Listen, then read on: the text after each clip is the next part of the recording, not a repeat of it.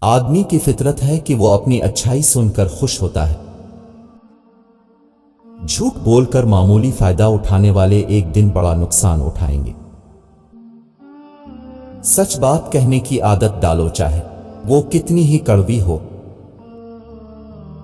سچ سننے کی عادت ڈالو، چاہے وہ تمہارے خلاف ہی کیوں نہ ہو۔ محنت کرنے والا کبھی پریشان نہیں ہوتا اور سست آدمی کبھی خوش نہیں رہتا۔ علم کی محبت اور استاد کی عزت کے بغیر کچھ حاصل نہیں ہوتا۔ جب بھی فرصت ملے اسے سستی اور بیکاری میں مت گزارو، اس کو کسی اچھے کام میں صرف کرو، چاہے اپنے لیے یا دوسروں کے لیے۔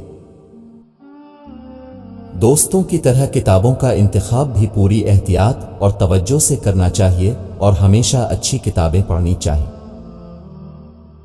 علم ایک ایسا سمندر ہے جس میں چھلانگ لگانے کے بعد ہی اس کی وسعت و عظمت کا اندازہ کیا جا سکتا ہے۔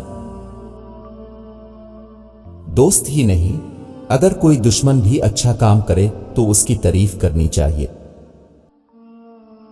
غور کیا جائے تو اکثر لڑائی جس بات پر ہوتی ہے وہ بالکل معمولی بات ہوتی ہے اور اس کی کوئی اہمیت نہیں ہوتی۔ سچ بولنے کا مقصد نقصان پہنچانا یا فساد پیدا کرنا ہو تو یہ سچائی نہیں ہوئی۔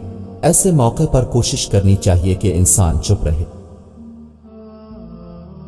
کتابیں ہمیں نہ صرف زندگی کی سیر کرا سکتی ہیں بلکہ گزری ہوئی باتیں بھی بتاتی ہیں۔ وہ راز کبھی چھپا نہیں رہ سکتا جس کی کسی عورت کو خبر ہو جائے۔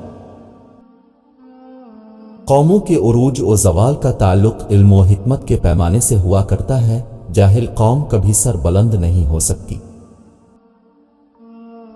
وقت اللہ کی امانت ہے اور اس کا صحیح استعمال عبادت ہے۔